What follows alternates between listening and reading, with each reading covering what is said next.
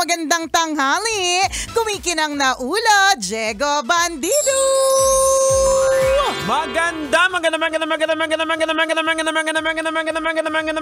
Magandang tanghali. Kumikinang ina. Ano? Teka lang, may plema. Di ko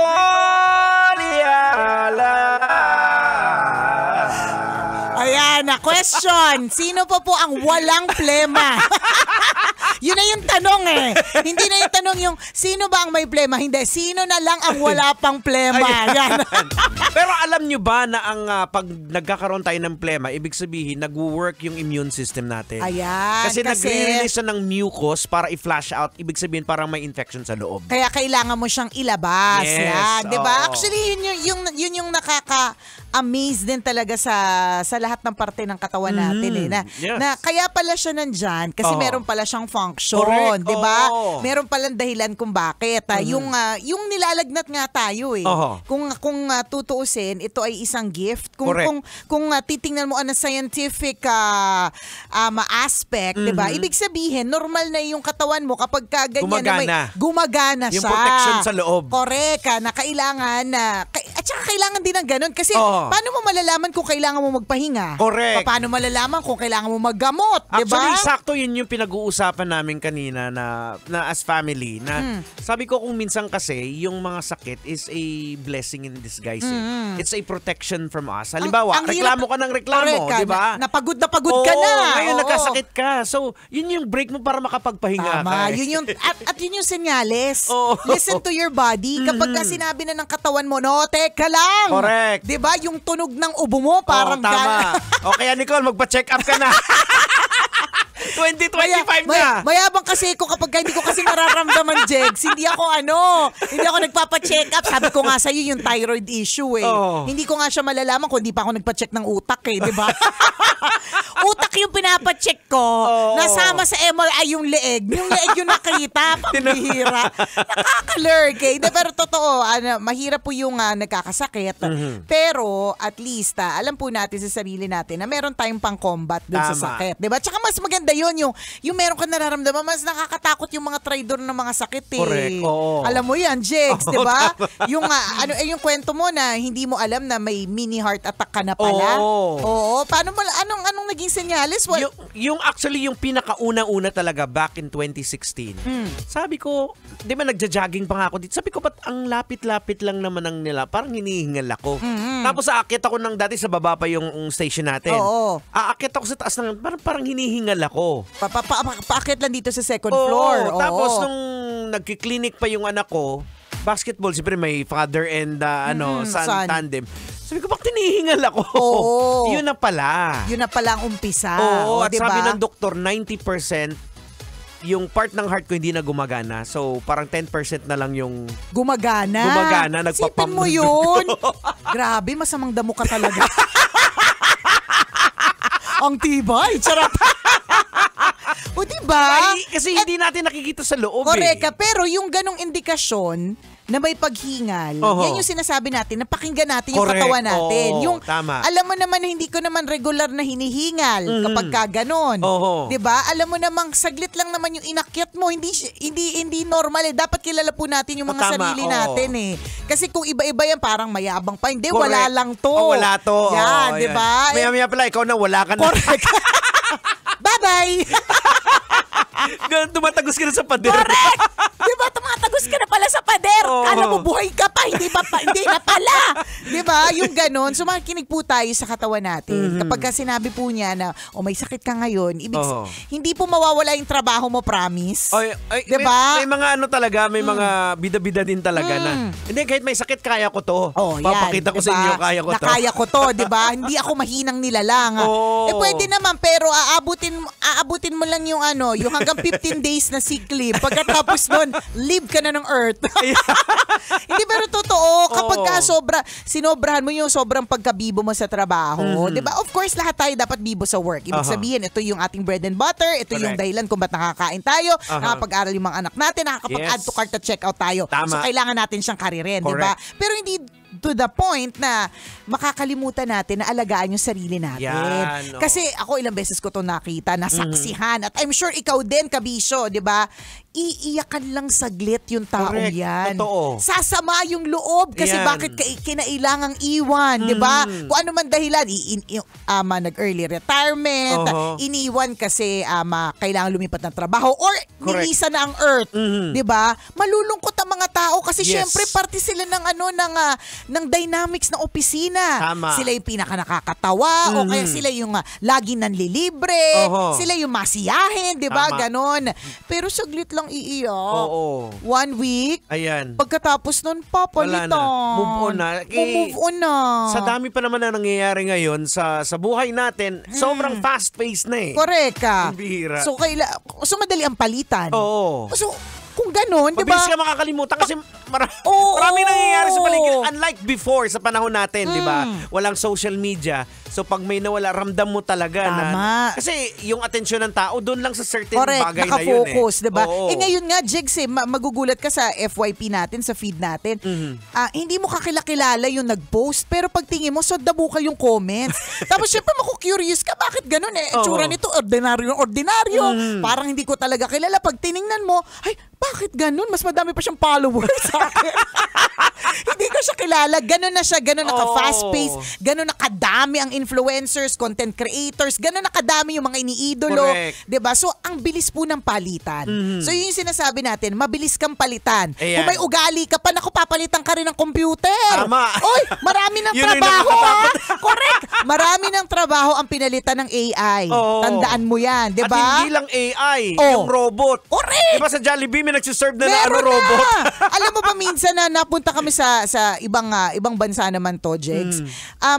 Ayoko nung pinag-check-in na namin ng ganun kasi wala kami nakakausap na tao. Ang nakakausap mo lang parang mga computer lang. Tapos halimbawa, hingi ka ng tuwalya. Di ba normally, o re-request ka ng towel, tapos ang pupunta sa'yo, tao na may dulang tuwalya. Di ba? Hindi ito. Parang yung nagsiserve nga sa Jollibee, parang train na naglalakad. Tapos magda-doorbell lang ha, pag nandyan sa'yo, parang may sensor. Tapos may tuwalya na. Nakaprogram na. Nakaprogram. Ganon. O yun yung sinasabi natin na kapag ka may ugali ka, papalitan ka niyan. Mabilis yung palitan. Tama, so babalik tayo sa kapag ka may sakit ka, pangalagaan mo yung sarili mo. Kasi kapag ka tinodo mo nga yan sa pagtatrabaho na na-appreciate naman na nga ng mga boss mo yan, pero pag nategi bum-bum ka dyan, iiyakan ka lang nila saglit. Correct. Promise ko to sa'yo. Ilang beses ko na yung nakita. Saglit ka lang iiyakan. Saglit lang manghihinayang. Pagkatapos nun, what's next? Makakalimutan. Kaya kinakailangan kasi mag-move on eh. Oo. Kasi nga mabilis ang mundo. Napapalitan na tayo ng mga robot. Di ba? Parang naalala ko yung pelikula ni Will Smith, yung iRobot. Di ba? Di ba? Sa pelikula na yon, tapos biglang itong si Elon Musk, naglabas na pinarada niyo yung mga robot. Sabi ko, parang nangyayari. Parang nangyayari na talaga. Totoo. Mahira. Di ba, kanina, tumitingin ako sa Facebook, FB Memories. Memory siya nung nagsaglit tayong nagtrabaho sa Makati kasi nasunog yung station. 'Di ba? Kung tutuusin, parang feeling ko, ang bilis lang. Correct. Parang kailan. Parang kailan lang. Tapos right after that, COVID pandemic. Lockdown. 'Di ba? Pero here we are after 5 or 6 years. Na hindi natin namalayan. Di ba? Ang bilis ng panahon. Ang bihira. Ganon. So, pangalagaan po natin yung ating kalusugan, pangalagaan po natin yung ating mga sarili. Ganyan. Kapag kami nararamdaman, pakinggan ng katawan, yun naman din yung punot dulo dyan. And aside from that sa physical, kumbaga, biblically speaking din, kinakailangan din nating alagaan yung katawan natin. Kaya nga sinasabi na our body is a temple of the Holy Spirit. Hiram lang natin yung buhay natin. Kaya pag binawi yan, dahil inaabuso mo, wala kang magagawa. Wala tayo magagawa, inabuso mo siya di ba? So kung kaya nga pangalagaan ng husto, gawin po talaga natin, di ba? Kaya ako talaga, Jegs, panay-panay talaga ang pagpapahila ko ng mga wrinkles sa noo. Pag-aalaga sa katawan niya, self-care. Speaking of pag-aalaga sa katawan, actually, matagal ko nang hindi nakapag yun nga sa mukha, di ba? So, sakto mamaya pupunta ako sa pupunta ka. Very good. Dito lang. Saan yan? Sa Kada Clinic. Ayun. Pares kay Jade Kada. Pares kay ni Tanya. Ni Tanya Chinita. Dapat yun yun. May higit isang taon ako hindi bumalik. Ay, nako. Nag-message ako kay Doc Jade. Okay, mahigit isang taong kang hindi bumalik. Ang daming kakalkalin. Okay. Ang sasabihin ko sana, paki-text si Let. Sabihin mo mga 3 hours and 2 days ka doon. hindi na yung binubugahan ka na pakukuluan ka. Hindi na. Masyado na matigas yan. Pagpapakulo na nga yan ng 3 hours and 2 days, Jex. Diba? Kaya marami din, tignan mo, bakit here, there, and everywhere, may makikita ka ng mga skincare clinics, ganyan. Kasi, parte rin talaga ito ng self-care. Tama. Parte rin ito ng pag-aalaga sa ating katawan at sa ating sarili, diba? Kasi kailangan po natin yan. Pero yun nga sinasabi natin, hindi lang yung panlabas na itsura. Correct. Pati yung nasa loob. Ayan. At syempre, doon din ako nagigilty at ilan din siguro sa mga nakikinig ngayon. Ikaw na nakikinig ngayon na meron namang available na na pwede mong ma-access, hindi mo ginagamit. Correct. Kagaya ko, guilty ako. Meron namang skincare na hindi mo na pwede. Na pwede. Diba? Pero at libre. Hindi mo ina-avail. Diba? Merong check-up na libre din ng kumpanya. Sa atin, nag-birthday ka na. Diba? Nag-birthday ka din. Pero hindi rin ina-avail, di ba? Kailangan po natin yan sa ating mga katawan, mga kabisyo. Kasi alam mo, meron akong kakilala, kakaiba naman yung katawan niya. Kasi kumbaga parang tayo, kapag may migraine tayo, sumasakit ang ulo. Kapag may ubo, inuubo, nagtatanggal nga ng mucus, di ba? Yung mga ganyan. Meron akong kakilala, sobra namang tibay ng kanyang immune system.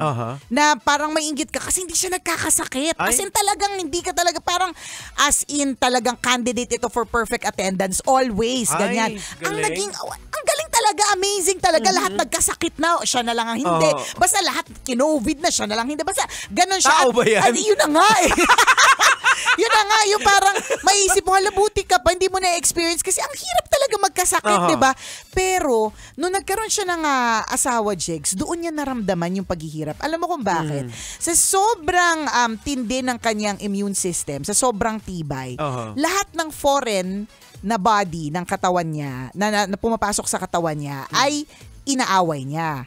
Nung nagkaasawa siya, at gusto na nila mag-baby, pag nakakabuo sila ng baby, ang iniisip ng katawan niya, dahil foreign yon, kalaban. Ay, ayan. So dahil kalaban, pinapatay niya, kakaiba. Iba talaga, alam mo, nakakalungkot na, in a way also nakaka-amaze na grabe, ang galing talaga ng pagkagagawa sa katawan natin at doon natin maisip talaga na bawat tao, iba-iba. At saka na hindi ka talaga dapat palang mainggit sa ibang tao kasi mainggit ka sa kanya kasi hindi siya nagkakasakit pero yung pala meron pala siyang ganung problema. Yes. Diba? Yung ganun ba? Hindi talaga, you can't have it all. Ayan. So, kung minsan nakikita lang natin, ay sana all, di ba? Napapasana all ka, nakikita mo doon sa isang tao. Kagaya kay Nicole Yala, nakikita. Kung alam nyo lang yung buhay niya. Sa likod ng camera, sa likod ng mga picture. Sa likod ng mga picture. Hay nako, binalik mo na naman yung picture.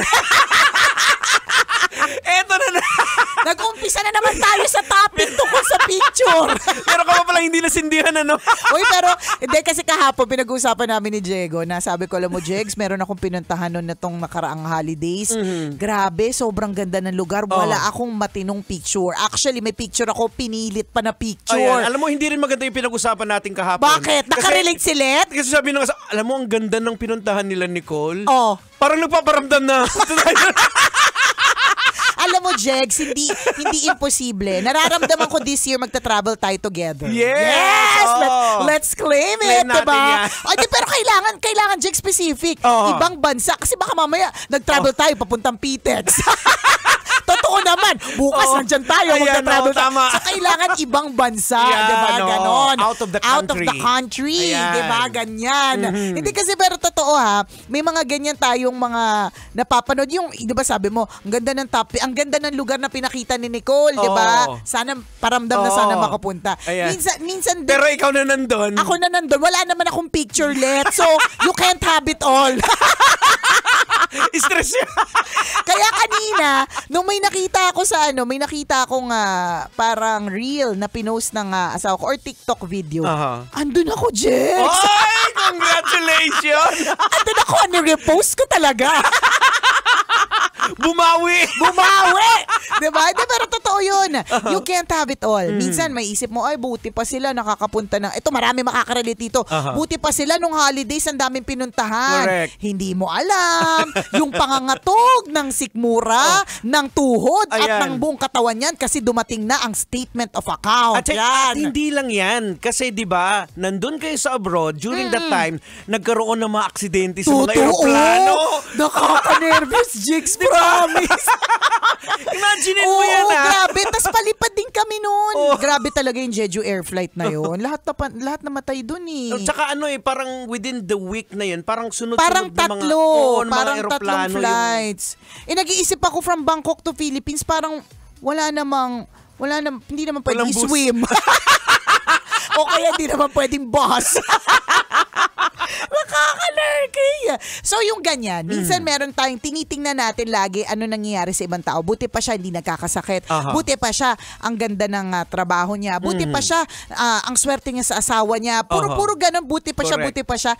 Hindi mo alam yung lahat ng mga iba pa nilang mga issues dahil wala pong perpekto. Ayan. Kaya wag tayong manghuhusga sa mga nakikita po natin kasi yung backstory niyan, hindi natin alam eh. Minsan nga ang sakit palalo ng pinagdaanan eh. Daming ganun. Ako ang dami kong kakilala ganyan. Ito medyo mababaw lang yung kanya. Ang ganda niya talaga, sobra. Bongga yung boyfriend niya. Nung mga nag-aaral kami nito, parang siya na talaga. O di ikaw na. Ano pa siya?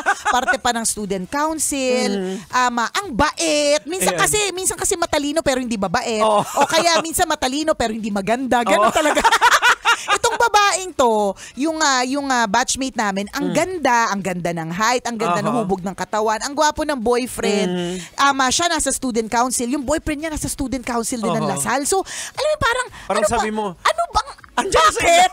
Siya na maayos ang pamilya kasi may isip mo, hindi, watak-watak pamilya niyan, ganyan. Eto na, nung nag-retreat kami, Jegs. Nung nag-retreat kami, pero talaga naman. May pero nung nagtanggal ng medyas, Jegs. Namatay lahat. Ultimo daga. Hindi nakaligtas. Akala ko tumakbo yung medyas. Actually, parang feeling ko sa sobrang tindi ng amoy, may sarili na siyang komunidad, nakakatakbo na siya. Alam mo yun? Ang lakas ng amoy ng paa, Jegs. Nasabi niya, ang dami na daw niyang trinay, iba't ibang klase. Nagamot, pampahid, dinala na sa doktor. In fact, nakapagpunta pa sa ibang bansa. Although this was more than 20 years ago, for sure, nagamot niya na yan, diba? Pero, yun lang, mababaw, pero example siya na hindi perpekto. Ang baho ng paa niya, ibang level. Promise talaga. Yung parang 30 taon ng patay. Tapos, ganun yung amoy. Kakaiba, parang nagsama-sama lahat ng kanal sa Maynila. Ganun yung amoy. Because nobody is perfect. So, huwag nang tingin dun sa mga, sa mga nakakaingit sa iba. Buti pa siya ganito. Buti pa siya ganyan. Di ba? Hindi mo alam yung laban. Kala mo lang okay ang lahat, pero hindi talaga okay ang lahat. Correct.